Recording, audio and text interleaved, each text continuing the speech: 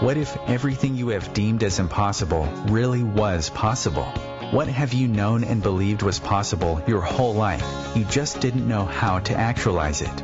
Come and discover a world of infinite possibilities on Outside the Impossible with Venus Castleberg. On this show, we will share pragmatic tools to create the life and living you truly desire. And now, your host, Venus Castleberg. Hello, everyone, and welcome back. I'm so excited to have Curry Glassell here today, talking about money, but we'll get into that in just a second. Curry was raised in the oil patches of the Southwest, educated in New York City. She's a global progressive powerhouse at facilitating people to make creative, conscious, and lasting changes in all areas of their lives. And I remember the first time I met Curry, you have this really powerful, potent, strong presence in a room that's so palpable and such an invitation to just be you. And so thank you, Curry, for being here. I'm so excited to have you. Oh my goodness. Thank you so much, Venus. What an amazing introduction. I hope I'm worthy of it.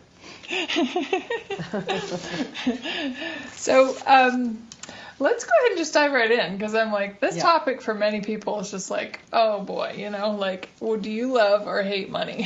So let's just start. But let me just say something. The radio show that was just before us, like for people listening, was all about you can create whatever you want in the new year. And I think that's great. In one way you can. But what about those of us who never knew we had choice? And so one of the things that I wanted to talk about when we talk about do you love or hate money is, did you even know that there was that choice? Did you even know that did choice? You? Let's actually even just talk about you. What was your story? Well, no, I did not before I met Gary Douglas. As a matter of fact, I thought that money was the root of all my problems.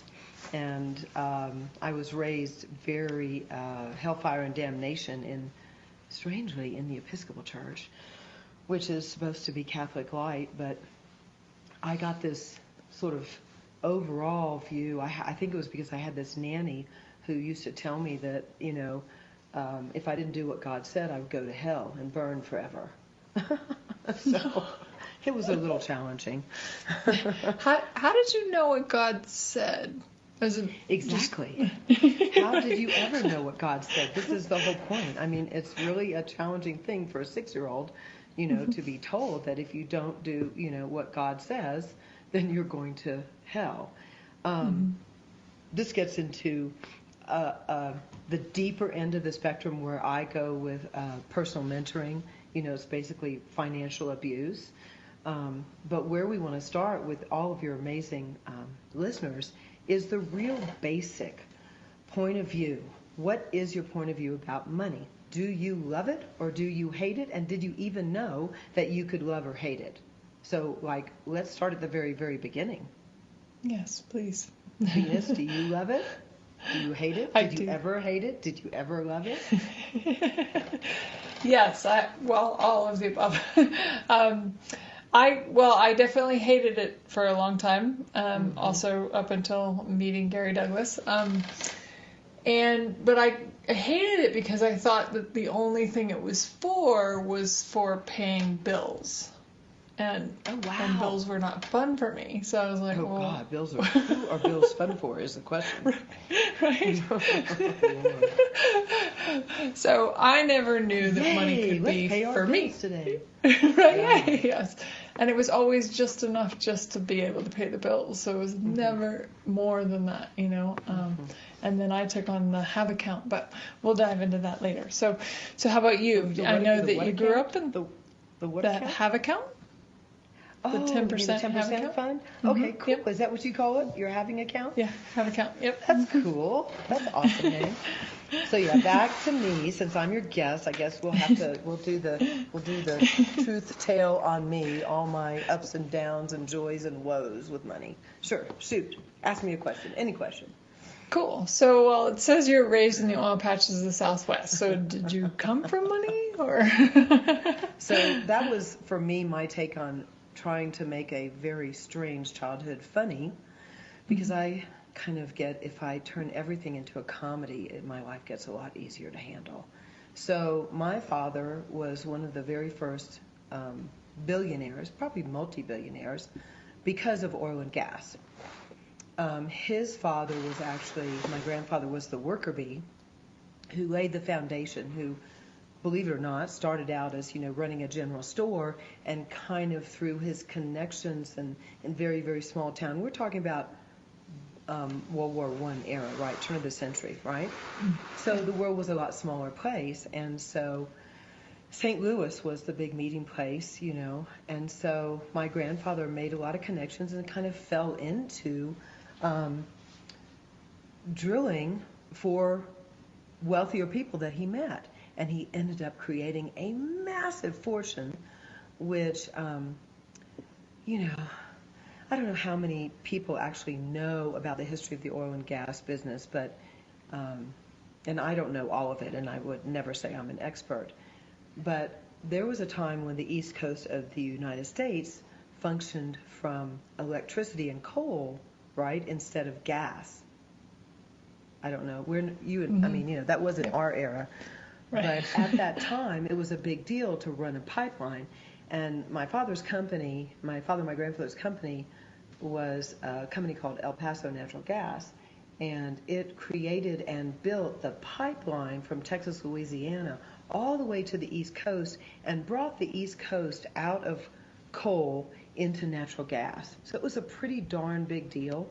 And all these people, it's hard to even fathom, except if you watch a movie or if you've ever read Richie Rich cartoons. It's hard to really fathom the amount of wealth that was produced. Maybe Rockefeller type of wealth, okay? That's a name that almost everybody knows.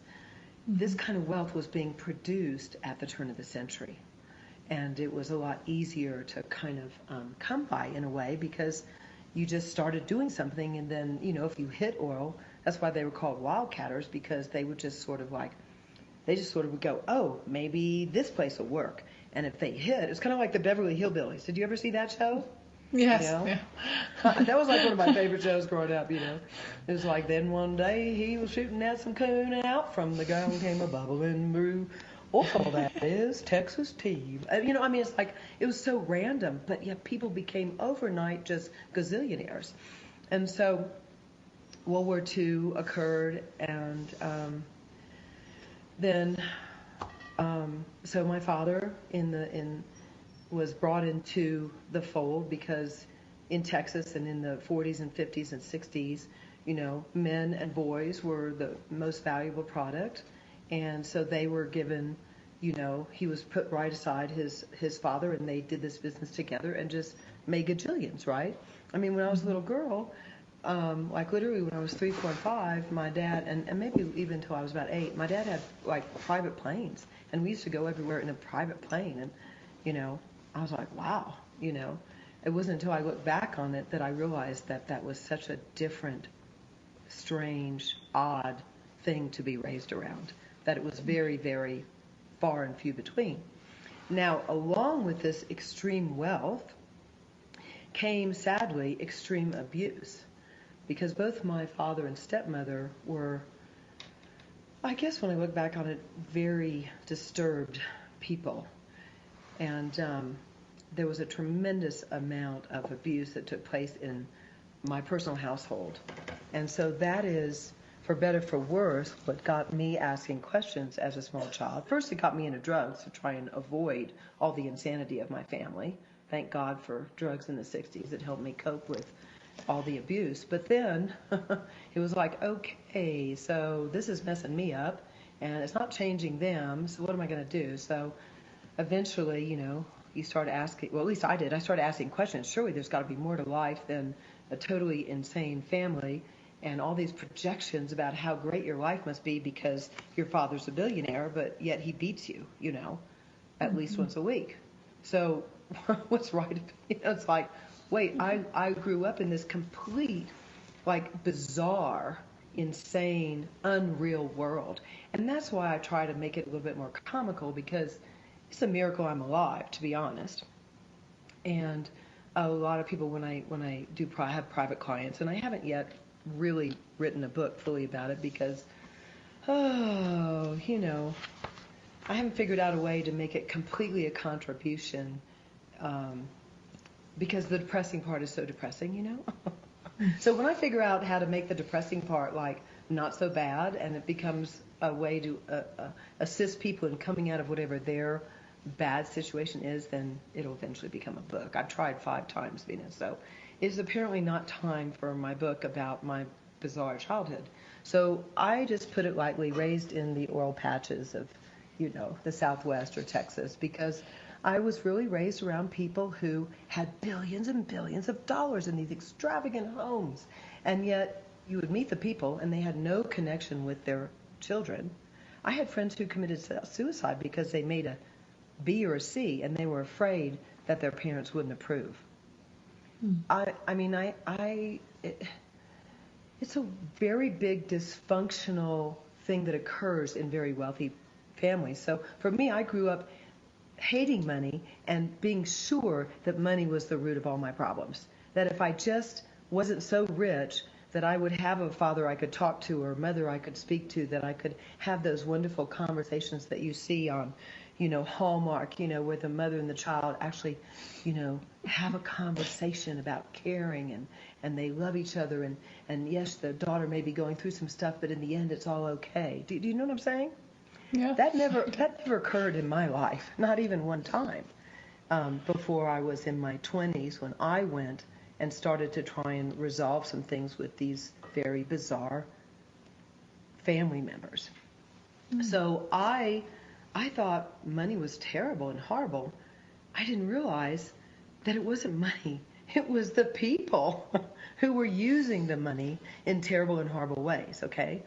So do you do any processes on your radio? Is it strictly for people? I mean, I don't know what is it okay to do a process? Yeah, absolutely. Yep. If you feel inspired to share a tool or process, absolutely. Go right ahead. Okay. Because I've done a lot of radio shows, and a lot of people just like me to talk about the access tools. The access tools are the greatest tools in the world, I'm convinced. And if you've never had an access bar session and you really would like change in your life, find an access bars facilitator and get it done. And that's all I'm going to say, because now maybe you're curious and you'll call Venus or something, or go to my website or ... accessconsciousness.com. But anyway, so hating money. So like, remember, I was raised in the church too, this fear of God thing. So in the Bible, I've actually read the Bible 3 times. The Bible says the love of money is the root of all evil. Now I forgot about the love part, and I just went directly to money is the root of all evil. Well, so that being a basic lie in and of itself created an energy in my life of where I never could really hold on to money for very long. I was always finding a way that someone was needier than me and I wanted to help them. Or there was a charity. Or I had a friend who was dying of cancer and we did a fundraiser for her and I underwrote the whole thing. I mean, there was like always somebody so much needier in my point of view than me. And I thought, well, I just use my money to help others, And again, that's part of that religious training to, kind of be a servant. Not necessarily the healthiest way to grow up, but, I was really blinded to the fact that money is an energy and it could be an amazing contribution until I met Gary Douglas, really and truly. And so that was, I know what I want to say. So, have any of you all out there listening ever wondered why you didn't have enough money in your life? Yep. Well, I'll answer for some of those people. Yeah. The good news is you're the reason. The bad news is you're the reason. So this is the good and the bad news about becoming more aware. If you're willing to take a real honest look at yourself and ask this one question, just begin with this. Do I love money or do I love spending money? Do I hate money? What is hate? Hate is like, it's a distractor implant too, right? But that's a whole nother conversation. So do you love or hate money? And you can start right there. And you can ask yourself that every day. Do I love money? Do I hate money? Do I love spending money? Do I enjoy having money and not spending money? What exactly is your reality with money? And so just a basic process that you can use is every point of view, every thought, feeling, and emotion that you have locked in that keeps you from being aware of what your point of view is and what your relationship to money truly is, will you now destroy and create it all? Yes. Thank you. Right, wrong, good, bad, pop, pop, all nine, shorts, boys, and beyond. So for those who don't know about the clearing statement, let's just send them to theclearingstatement.com. But this is an energetic release to assist you in coming out of these stuck points of view that are sticking your entire life. And money is such a great place to start because Venus, have you ever met anyone that doesn't have something funky, some funky point of view around money? Very, very few. But you had a really good point there. I mean, the fact that you have a lot of money doesn't mean that you don't have some weird points of view. And a lot of people think that if you do have a lot of money, that those points of view go away. They don't. That is, it's like you take it with you. Information. That is very incorrect.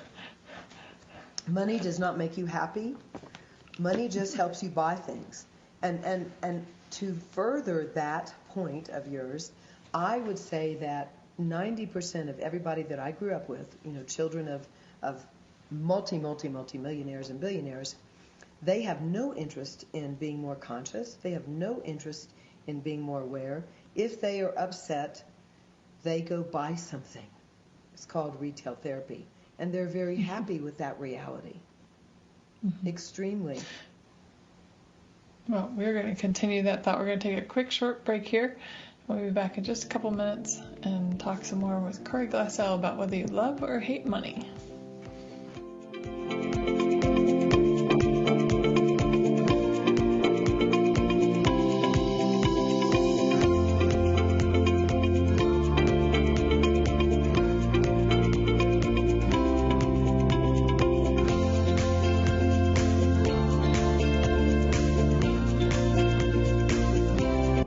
The best of the holistic, spiritual, and conscious world. OMTimes Radio. IOM FM. OMTimes magazine is one of the leading online content providers of positivity, wellness, and personal empowerment. A philanthropic organization, their net proceeds are funneled to support worldwide charity initiatives via Humanity Healing International. Through their commitment to creating community and providing conscious content, they aspire to uplift humanity on a global scale. Connect at OMTimes.com. OMTimes, creating a more conscious lifestyle. Who said life had to be hard and disempower you? What if all of life really could come to you with ease and joy? What if everything you saw as a wrongness of you was actually one of your greatest strengths? What if you could wake up every morning with a newfound sense of empowerment? Join Venus Castleberg to discover a world of infinite possibilities. Every weekday morning at 8 a.m. Pacific, Morning Musings goes live on the Venus Castleberg CF Facebook page. What magic can we create every day? Tune in to the Practical Intuitive, Mind, Body, Spirit for the Real World with me, host Robin Fritz, Mondays at 2 p.m. Pacific, 5 Eastern. I'll cover personal and business intuition, animal communication, mediumship, space clearing, past life regression, shamanic insights, energy healing, soul choice, and more, all to help you tap your own intuitive and healing skills. No ifs, ands, or buts. This is the story of a very special woman. Just a few knew about her superpowers. In a matter of seconds, she turned herself into a great mathematician. She masqueraded as a regular person at work, but as a superhero at home. Everyone knows her as Gabriella. I still call her Mom. Your hero needs you now, and AARP is here to help. Find the care guides you need to help, complete with tips and resources at aarp.org/caregiving. Brought to you by AARP and the Ad Council.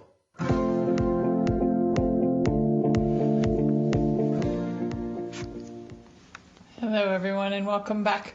I'm here with Curry Glassell, and we're talking about whether you love or hate money. And right before the break, Curry, you did a little process of you guys could just ask, do I love or hate money? Do I love or hate money? But could you give us some ideas of how somebody might know that they love or hate money? Sure. Well, I can start with myself. I was sure I hated money because I had made the decision, I had come to the conclusion, I had created the judgment that everyone I knew with money was mean. And therefore, I didn't want anything to do with anything that had to do with mean people. So I began as a teenager, and I guess thanks to drug, sex, and rock and roll, that era was my teenage era, the 70s, making a lot of friends that were artists. I also happened to be an artist. I was a painter and a photographer. And I decided, and I'm sort of emphasizing these few words you might make note, that I was going to be an artist and live in the artist community because these people didn't have money, so they weren't mean. Ooh. So what I did was I boxed myself in by those judgments, decisions, and conclusions. And so where you should start, which is where I started, is what decisions have I made that caused me to hate money? Wow. And then I took it back even further and I looked at my family, because you function from your family of origin unless you do personal development work. Can we kind of agree on that? Yeah.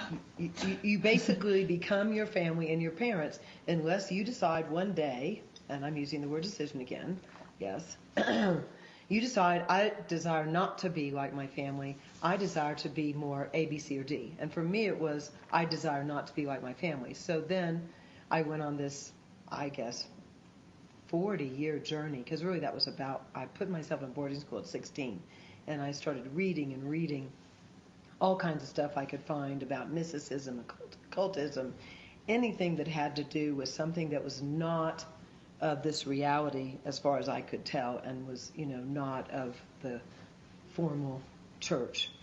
And so I was very glad to be in New England, where they were, quote, very liberal for many reasons. And so I had a wonderful education on the East Coast, and I got to read a lot, and I got to do a lot of my art, but I noticed that the people I liked the most didn't have very much money.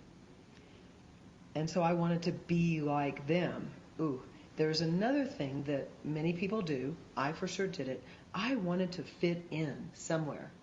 I did not fit in with the group that I was raised in my own mind, because I was like a really friendly, like sort of carefree, kind of gal, and everybody else was like super strict and super judgmental, and they were always telling you what's right and what's wrong to do. And I'm like, oh my gosh, can I just live in the gray? Do I have to live in right or wrong? Can I live in something else?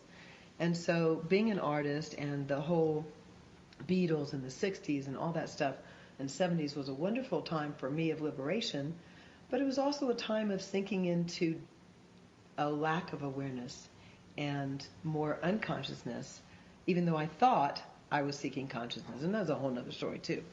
But so if you make a decision, you limit yourself no matter what you do. Now this can be a little overwhelming, because how many decisions do you make in an hour? A minute? Well, yeah, I was just trying to give people a little bit of a deep breath. Oh, deep breath out. This is like your new meditation. What would it take to not make any decisions in the next hour? Yes, exactly, right? So we are constantly making decisions. And we're not even aware of it half the time. So this is a task. And it can be also fun if you're willing to be honest with yourself, to laugh at yourself, and to not take everything so seriously, And humor and joy has been extremely helpful for me, because I did not grow up in a family that ever joked around. I mean, children were to be seen and not heard in my family. I mean, if you said something, there's a good chance you might get beaten for it. So no one wanted to talk in my family. It was like silence is golden, and it was the rule. So learning to joke was like, and I'm still learning. Sometimes I'm still too serious, but sometimes I think that's also part of the spectrum of being ADD, ADHD, slightly autistic, and just a really weird artistic humanoid half-breed type of person that I am, It's a lot of things. I'm very different. Now, coming to grasp with being that different has taken me, let's see, I turned 62 this year. I'm still grappling with that some days. It's still a challenge to be so different. And then I got my bars run this morning, and I'm like, oh, okay, I'm just really different. Okay, cool. Now, what would I like to do in the world? Who would I like to be in the world? Who would you like to be in the world? To all your audience. Are you doing what gives you joy? Yes. Are you being what gives you joy? You see, and if you're stuck in this money thing, if you're sure money is your issue and everything would be all right if you just had, an angel drop $100,000 into your bank account tonight, is that really true? Or is that some kind of romantic utopian ideal? You're like telling yourself this story that keeps you from actually creating something different, or even better, choosing. Choice creates. Choice. How many choices can you make that you're refusing to make that if you would make them would totally change your financial future? And everything that doesn't allow you to have that, will you destroy and create all that? And be that, Yes. and do that. Right, wrong, good, bad, pod, poc, all nine, shorts, words, me on. Okay, great. We have a caller. Awesome. Hello, Joseph. Wow. Hi, Joseph. How are you ladies doing today? Great, thank you. And yourself? Awesome. Amazing. What Thank can we do for so you? much.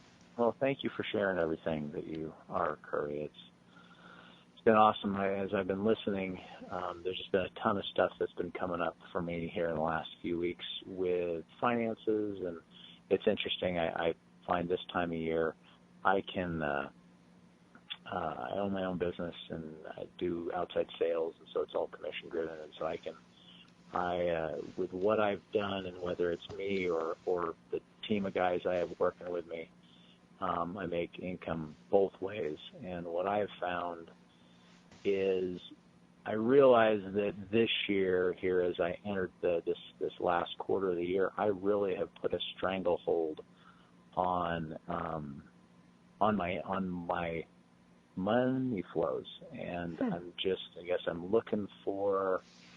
Of course, I want to go into mass judgment, and I got the monkey mind going on, and so I'd love maybe some help. What can I do to get out of that? Where can I look at this differently? Because I'm looking at it as a problem, not really as a possibility. Exactly. Well, actually, you just answered your own question. Awesome. When you were looking at the problem and you're looking at the past, and would you say that you will fall into blame, shame, regret, or guilt over things you have done? Ever? Do you ever make yourself wrong? Yes. So if you constantly look at that is what Access Consciousness calls a distractor implant. So I'm going to talk to you for a minute, but I'm also going to recommend you get the book, Living Beyond Distraction. What a huge gift it could be to you if you would choose. So when you fall into looking at the past, you are constantly looking at what you did wrong, whether it's in the way maybe you mismanaged some money, maybe you didn't manage it, maybe you didn't follow your gut knowing, maybe you listened to somebody else. Whatever the justification or the reason is, it didn't turn out the way you truly desired or you knew it could. Instead of going, wow, that's not my brightest choice, most of us go into, oh, golly, if I had just, dang, oh no, And so these distractor implants, the blame of yourself, the shame of yourself, the regret you have, the stranglehold that's now on your finances, puts you into looking at what you did as a wrongness. And it's like a constant loop you cannot get out. One of the only ways to get out of that is to have your bars run, or to begin to look at this as a distractor implant. And I'm happy to do, actually it's funny because the only process I prepared for this whole radio show has to do with this subject. Everything else was just kind of spontaneous. So I have a process for you too, if you. Awesome. But do you have a question? No, please. Okay. Run. Cool. Okay. So every time these blame, shame, regret, and guilt, they are designed to put you into looking at what you did as wrongness, okay, and to keep you in the wrongness, continually looping back, so that you become the wrongness of you. So everything that is, and all the trifold sequencing systems creating it, and everything else that holds it in place in your world and your universe and everybody else listening, will you now destroy and create all those? Yes. Right, we're on good, bad, pod, poc, all nine, short, spoils, beyond. And now you can also have your bars run with a thing called trifold sequencing systems. So I don't know if you've done any, if you've ever had your bars run or been to an Access Bars class, but this was what was the beginning of getting me to come out of the wrongness of me. This is something I've struggled with my whole life. Blaming myself for things I do wrong instead of just going, okay, next time I'm going to follow my knowing. Okay, what's right about me I'm not getting, and starting to ask questions. Does that help at all? Yeah, that more than you know. Thank you. Oh, I'm so glad. Thank you so much. That's awesome. Yay! Merry Christmas. Merry Christmas. Thank you. Thank you, Venus. Thank you for calling. Yeah, thank you for calling. Wow, that was great. And Curry, would you be willing to run that clearing statement again? I know some people out there may not know cognitively what she just said, and that's okay. It's meant to bypass your cognitive mind and just change the energy. So, absolutely, I might rework it a little bit because this is so cool. I just love consciousness. It's so cool. Wow. So everything that causes you all to stay in the wrongness of you, everything that is, and all the trifold sequencing systems creating it, and everything else, seen or unseen, heard or unheard, imagined or unimagined, that holds all that in place, will you now destroy and uncreate it and set yourself free? yes. Right, wrong, good, bad, pod, poc, all nine, short, spoils, beyond. And you can actually make a list. This is like, if you're really interested in getting clear, you can ask yourself, make a little list. Like, so what is my reality with money? Okay, so, and look at a specific incident or just, your whole life, whatever you want to do. And you can go, okay, so where did I blame myself? Everything that brings up, times a godzillion, pock and pot, all that. Where did I shame myself? Everything that brings up, times a godzillion. Right, wrong, good, bad, pot, pock, all nine, short, spoils, beyond. Where do I have the most regrets financially? Everything that brings up, times a godzillion. Will you destroy and create it all? Right, wrong, good, bad, pod, poc, all nine, short, spoils, beyond, etc. and so forth. This is the beauty of the clearing statement. You can use it specifically. You can use it, like I want to say broadband. It works if you use it. That's awesome. And just for those of you who might have missed it, she did mention that you can actually go to theclearingstatement.com and learn all about it. Dr. Dane here does a great job describing it, but it really is just like hitting a delete button, like cleaning up your computer as if you were going to clear up your hard drive. So well, and I'm so glad you said it like that, because it's really. We have so many thoughts, feelings, and emotions, decisions, judgments, computations, conclusions, as we mentioned, that we make every day, every hour. And what if there was a way, literally, that in 90 minutes of your day, you could delete 10,000 of them at one time? Would you? Heck yeah! Heck yeah! OMG!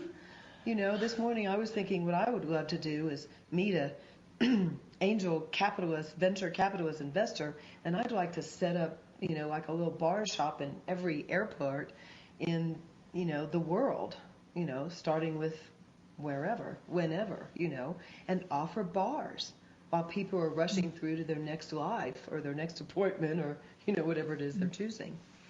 Right. Because it's twice as effective, if not 100 times more effective than a massage or a facial. And they do have those little massage kiosks, so we just need little bars kiosks. Well, that's what I was saying. But I don't really, you really need someone who has a brilliant business mind about that. And I would quickly say that's probably not me. I could, be the hospitable one. I'm the one that, is hospitable, and I know that I run, great bars and, blah, blah, blah. But setting up the foundation of that kind of a business, takes a certain, I want to say a French word that I can't think of right now, je ne sais quoi or something, So what else is possible? What else is possible? Well, Wouldn't that be I know great we're to about to take... Oh, we're good to take another Go ahead. break? Okay. Yeah. No, I was No, going to say, go wouldn't ahead, it be finish your great to have, sentence. wouldn't it be great to have, like, bars, businesses all over the world? What would it take to create something like that? Yes. Yeah. The global empire. But we will be right back after this short break, folks.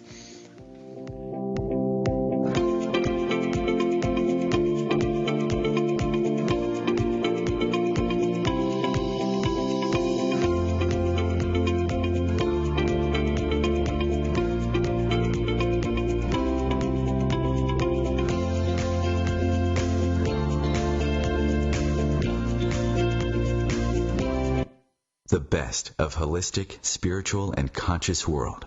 OMTimes Radio. IOM FM.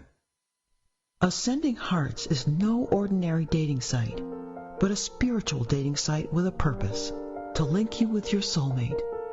We engineer the serendipity so you can trust that you will attune with someone that has the same matching vibration as you. Ascending Hearts, the conscious dating site for the spiritually aware. Try Ascending Hearts for free. AscendingHearts.com. The student asks the teacher, "How do I experience transformation?"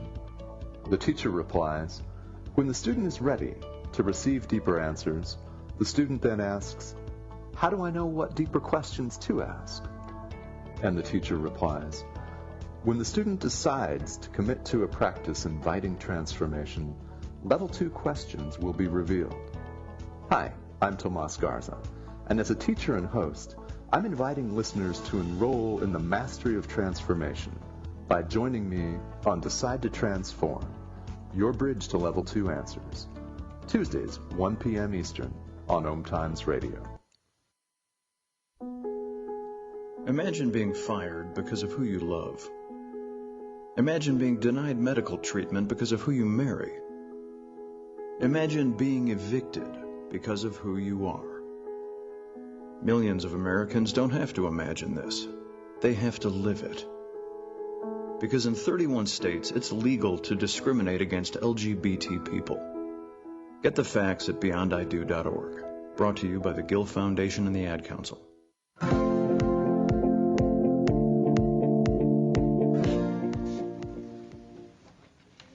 Hello, everyone, and welcome back. I'm here with Curry Glassell, and we're talking about, do you love or hate money? I remember hearing Gary Douglas talk one time about, like, somebody was, concerned, about who they would become when they had a lot of money. And he said, a lot of money just amplifies who you already are. So if you're already a kind and generous person, you'll be a kind and generous person. If you're a jerk, you'll be more of a jerk. Unless you choose to change it, of course. I would not disagree. Right. So, Curry, I named this show Outside the Impossible because I really desire for people to know that anything is possible, even the things that they've deemed impossible. So I would love for you to share if you have an area where you, like, it could do with money, it could do with anything. Was there something that you deemed would be impossible to change that you were able to change? Oh my gosh. Ooh. Wow. Yeah, like my future? Could you say more about that? This is like, I wish I'd been given a little bit of, notice if you were going to ask this question, but spontaneously, I really, before I took the Access Consciousness classes and I did quite a bit of private mentoring with Gary Douglas and Dr. Dane here, I did not realize that I had the power or the potency to change my future. I really thought I was doomed in the position that I lived in. And at that time, I was $2 million in debt. I was a single mom, 2 little babies. One was not quite 2, 3, and one was 7, 8. Yeah. And with basically, from my point of view, no knowledge or wisdom to be the empowering parent that I knew I had to become. I had to become something I was not. I could not use any of my past, any of my, quote, family skill set. My family skill set sucked. There were no family skill set. Basically, you could say I was raised by wolves and the cook in the kitchen. So I had no skill sets for how to raise these 2 amazing boys. And I did not know at the time that I had the power, that I was a source, and that I could actually create a different future. Amazing. And I have been able to do that. There's ups and downs. It's not all been roses. And the question, if I can, and I encourage everybody else, if I can ask a question, and not a conclusion, okay? Not a conclusion with a question mark at the end, not a statement with a question mark at the end. Really and truly seek a question that has no answer.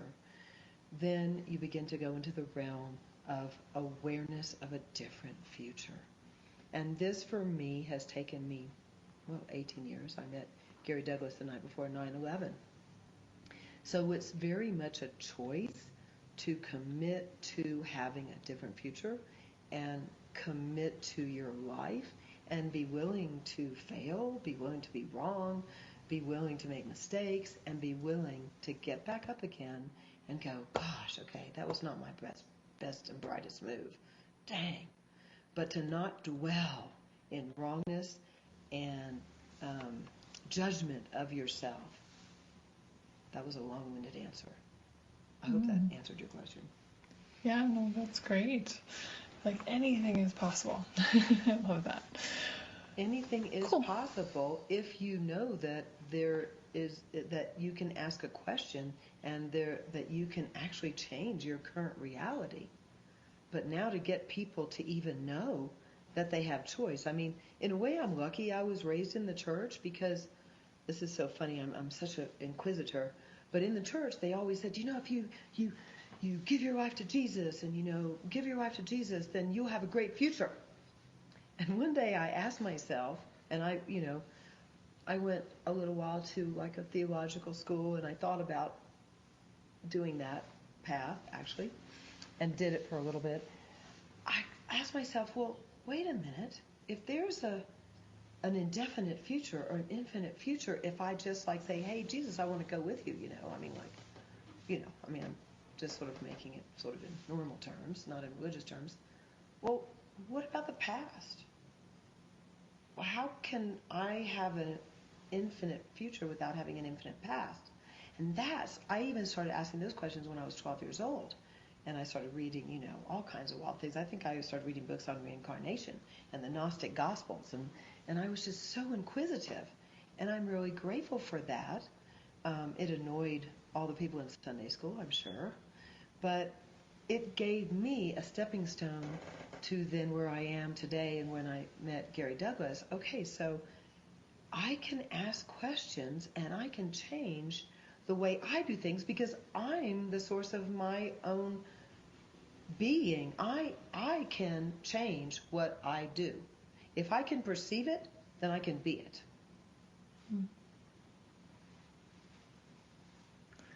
Beautiful. Yes, you can be anything. Cool. So I'm going to ask you another question, but before we get off on that, I'd love for you to just heavy? say... Is it going to be this heavy as the last one? No. Oh, no. It's a great one, actually. I just don't want to run out of time before we can say, how can people find you? Where can they find you? How can people find me? If you can spell my name, you can find me. You can find the good and the bad about me, you know. I was front page news for a while in a lawsuit that was really insane. But you just, CurryGlassell.com. Cool, and that's 2 R's and 2 S's and 2 L's. Yeah, lots of 2's there, right?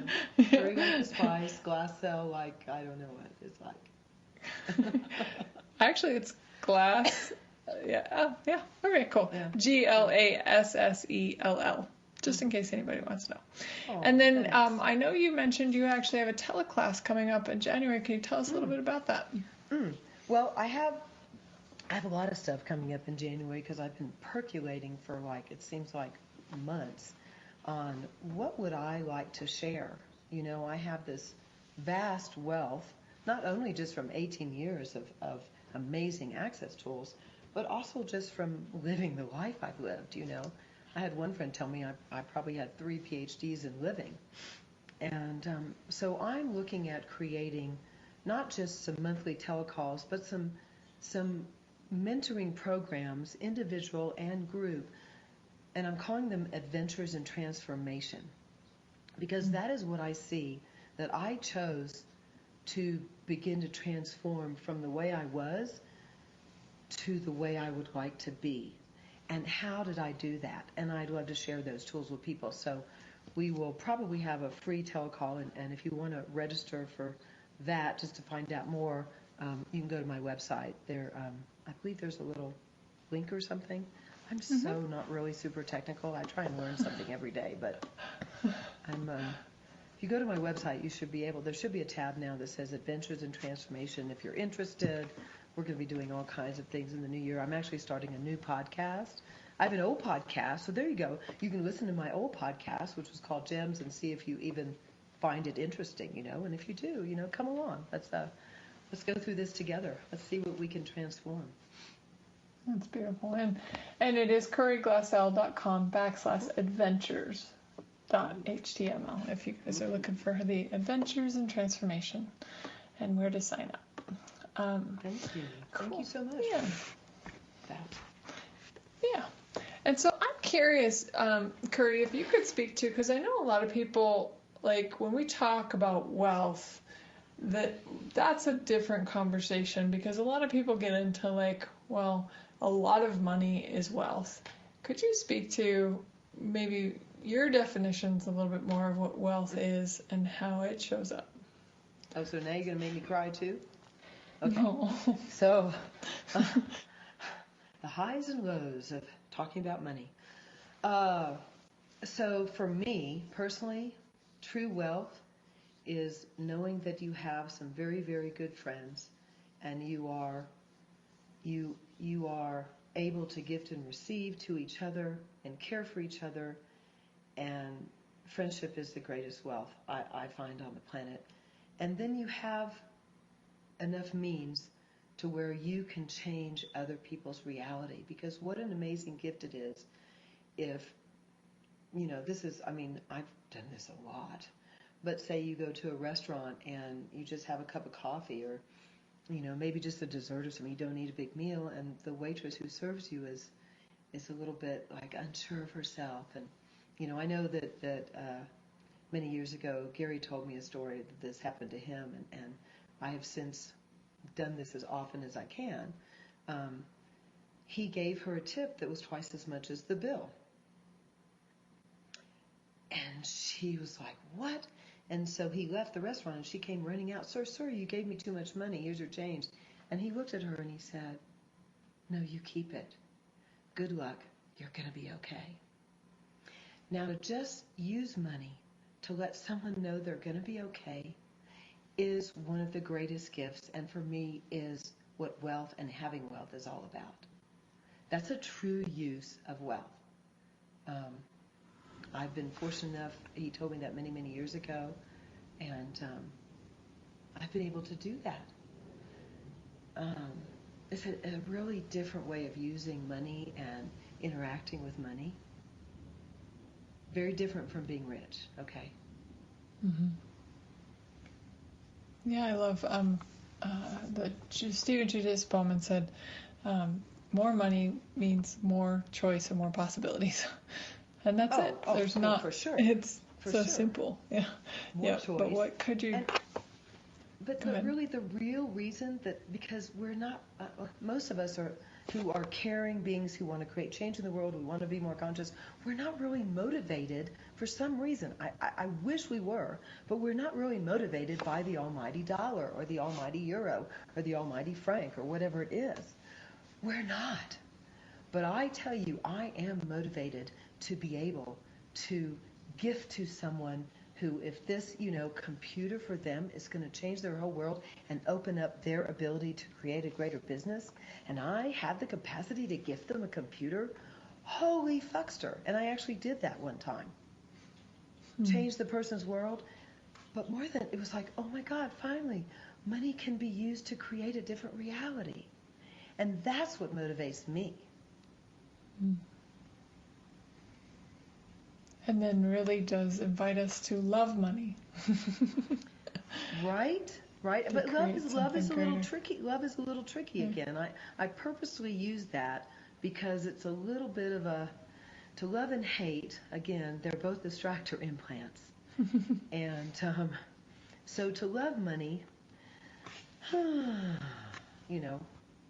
how many definitions of love are there? What do we mean when we say love? What about if you were to enjoy money? I would like to invite your audience to consider enjoying the choices money brings and enjoying the capacity it can give you to be more generous. Yes.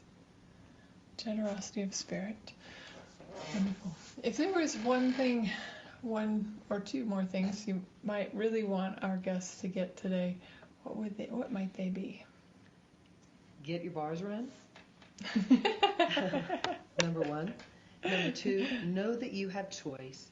Nothing is unchangeable. Nothing.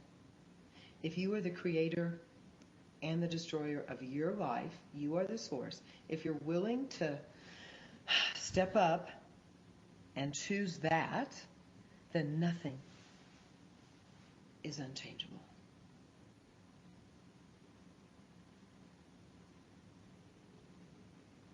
So then I guess the question would be, what do you want to change in your life?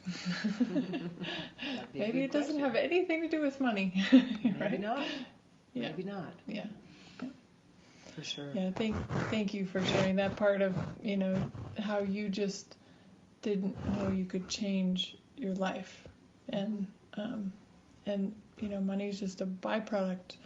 And for many people, it's not motivating, So, what is the thing that motivates you the most? Mm-hmm. What would you like to see more of? And Venus, money is an energy. Right? Can you say more about that? It's an energy. It's like, and I love this is, in the Right Riches Free book and other books, it's an energy like it's the fuel you put in your car to make it go. It's actually an energy, and you can become the energy of money. Again, this is, one of the wonderful adventures in transformation would be to become money. I used to teach a class called How to Become Money. It's a lifelong adventure, by the way. It's not like, okay, tonight I'm going to become money. Cool, and I'm money tomorrow. I mean, maybe you could do that. Probably someone can, but I wasn't able to do it quite like that. Could you say a little bit more about that? How would somebody become money? Well, one of the exercises that I would give them is I would tell them to walk into, male or female, whatever high-end store that they love. For women, it'd probably be a Gucci, Pucci, or a Prada, or Chanel, or something like that. For men, it'd probably be Rolls Royce, Range Rover, trying to think, Mont Blanc, something. Walk into one of those stores with the attitude that you had the ability to buy anything in the store, anything at all. Money was no problem. The store had given you carte blanche. You could buy it. You could put it on layaway for as long as you like. But you had the ability to buy anything you'd ever dreamed of. The diamond ring, the Chanel suit, the silver cloud Rolls Royce. Oh my gosh. Anyway, I love it. So what do you desire? If you can have anything you want, does it change the way you look at desire? Does it change the way you look at your life? If money was no problem, what would you choose? Oh, that is so beautifully put. Thank you so much, Curry, for being here. Thank you for listening, folks. We'll talk to you guys next week. Thank you, Venus, for inviting me. Yes. Have a wonderful day.